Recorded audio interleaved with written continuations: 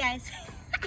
I have to prep myself up for these videos because I'm not very good at them. All right, so today we're going to talk about car safety and how to transport your animals in a safe manner. The weather's getting nicer. We're going to be out camping, hiking. Our animals are going to be coming with us, and I want to make sure that you guys have some tips to ensure that they are safe while they are coming along for the ride. All right, so I'm going to show you the back of my car. Can you see this? All right, so we have a few things going on here. We have a hammock. So the hammock is a nice protector for your seat, but it also has another purpose. This area here stops your dog from falling into the footwell should you brake suddenly or someone hit you from behind. It also has some nice little pockets that you can put things in and carry. In my pockets I have a first aid kit, and I have an extra leash. I will put some poop bags in here and a water bottle as well. I don't have the water bottle in here though because it's hot and I don't want it to heat up and stuff leach into the plastic or the plastic leach out or whatever happens during that time. So yes, I would add that. I have a little towel down for Amelia because this surface on this particular hammock is slippery, and I do hear her sliding around when I don't have it. So this is just to give her some more comfort and stability while she's riding. This is the Kurgo harness that we have for her. We also use her regular harness that we can clip her into. So there are two styles of seat belts that I have here. So this one is a tether, and how this works is you would actually loop your seatbelt through, and then you would clip that in to your buckle, so your dog has this much room to move around. This allows them to sit and to lay down. They don't need to do anything else while they're back here. And then this one plugs directly into your seatbelt. If I can get it out. Hold on. Here we are. Oh boy. Plugs in, never comes out. Oh, technical difficulties. All right, so that's the other seat belt, and you can adjust how long you like it. So I'm okay with this length. You don't want your seat belt to be too long because you don't want your dog to be like halfway out the window or jumping out the window or doing anything like that. So that's the one that we use in this car. And then this hammock has some Velcro that you just close, keeps the hair and dirt and stuff out from your seat. And then yeah. So here I have the Kurgo harness seat belt. This one is actually tested with crash test doggies, and it does come with attachment tether as well. So I'll show you how you do this one. So it goes over the head. Good job, Amelia. That was really nice of you. Good job. There you go. All right, and then it has some steel nested buckles. So you just fit those buckles through the slots. There are two. So make sure your harness is fitted well. You want it nice and snug. It does have a bit of padding in the front, and it does have a back loop. So with that tethered piece, this loop you would feed your seatbelt through, and you would use the clip and clip your dog and secure them. So this is as much room as they can go, and this allows them to lay down, sit. They can get turned around and then get tangled up, so you would have to watch for that. But the safety part of it is that they cannot move too much, jump out the window, fall into the footwell, get into the front seat, that kind of stuff. And you can also use this harness if you like to walk your dog, and what you would do is you would just attach your leash to the back. So here's her leash, and you would just attach her leash or your dog's leash to the back clip. All right, so that is the Kurgo harness. So when I'm transporting my cat, he will be in his carrier. He's not free to just roam around and do as he pleases. This carrier does extend, so if he does need some more space, I can give him that, and I will actually seatbelt him into his buckle as well.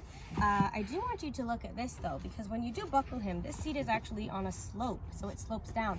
When you buckle him, he's gonna actually be like this, kind of on an angle. So you do wanna kind of prop it up somehow. Maybe you put another towel under the bottom so that it's now level and comfortable for them. I don't think they're gonna mind too much, but just imagine you're driving for a long period and your cat's sitting here like this, getting squished into the corner there. But yeah, so this is the setup that I have. This hammock style that we have here has a nice mesh opening for the front, so it allows air to get past, whether it's heat or air conditioning. We have a vent here, and you also have the option of actually just dropping it. But I like it up so that Amelia is not a wanderer. She does come to the front seat, but not while you're driving. Sometimes if you leave, she'll hang out in the front seat and be your driver. But yeah, I like this for that purpose. The air actually does get through, and yeah, and this is water resistant. Come on to the back. Show you what's going on in the back here. So the back is another place that you can transport your animals. You can use a crate and put, you know, the crate on one side, or you could drop all your seats and put something nice down, like a bed or something, and then have them here. And you can use these as anchoring points. Every car is different, so take a look at what you have. Just a word, in case you have dogs who are destructive, they're back here and they're not supervised. You don't know what they're doing. They're probably going to eat things. So I just wanted to caution you guys about that as well. I did want to mention a few things about what goes on in the back here. So there are sometimes, well, there's actually one time in particular that I was driving on the highway. We were going camping, and so was this car that I'm talking about. And they had the dog in the back here, and the family was up in the front, and they had all of their camping gear stowed everywhere. You know, this dog hardly had any air circulation. The air that was in the front of the cabin maybe was not making it to the back of the car. I want you to be mindful of where you place your dog, what is around them, what the air circulation is like. Make sure that air is getting to them. Another thing that you do need to look out for is when you close your trunk, and if your dog is here and you're driving in a direction where the sun is beating down directly on them, that could cause them some stress. It could be hot for them, you know. They could get sunburned. You know, we have tint, only goes so far, so I want you guys to be mindful of that kind of stuff as well. This dog that I'm talking about that I saw in the car was sitting in the back, and everything was piled up around him. I don't think the AC was making it to him, and we were stuck in traffic, and the sun was beating down on him, and I just felt like coming over and putting a towel on top. But yeah, so make sure that, you know, you have an idea of where the sun is, where your dog is, that the dog is actually comfortable. And then one more thing I wanted to mention is your windows. A lot of times I see dogs hanging out of the windows. There's so many accidents that happen with dogs jumping out of the windows, or their bodies half hanging out, and maybe you brake suddenly and they fall out the window. It's really dangerous. Don't do it. If you must have the window down, you know, make sure the dog can't slip out of it. Make sure that they're seatbelted in, and make sure that seatbelt doesn't allow them to actually get out of the car, because they could jump out, but then they could be hung up on it. All right, so make sure your window opening is short. Never ever leave your dog in a car if it's a hot day, or even in the cold. If you do have a dog with you, you're traveling with your dog, make sure somebody's in there. If that person can't stay in the car with them, then you need to take your dog out and find a place where you can bring your dog, where they're not going to be alone. Cars are heating up really fast in these warm temperatures, so I do want to make sure that people are being responsible, and we have cars going on, motorcycle. So I do want to make sure that people are practicing safety around their animals when they are traveling with them. So this is a Kurgo First Aid Kit that I carry in the car with me. It has just about enough items in it to help you in an emergency so that you can get your dog some help.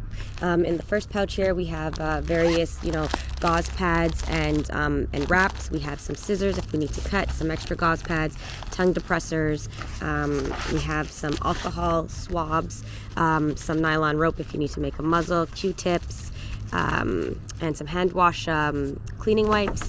We also have some tweezers here in this pouch if you need to grab it to get some ticks off or anything like that, or pull a splinter out. We have some gloves and an instant ice pack. So this is just enough things to help you out in an emergency to get your dog to safety. And this is one that I do carry in the car, and if I'm traveling with my trailer, I have one in the trailer as well. So I'm always prepared. If I'm going on a hike, there are some things that I will pack specific to what I would need on a hike as well, like an emergency blanket, you know, the foil ones. So yeah, some things to think about when you are traveling with your pets. I hope you found this video informative. Thank you for watching.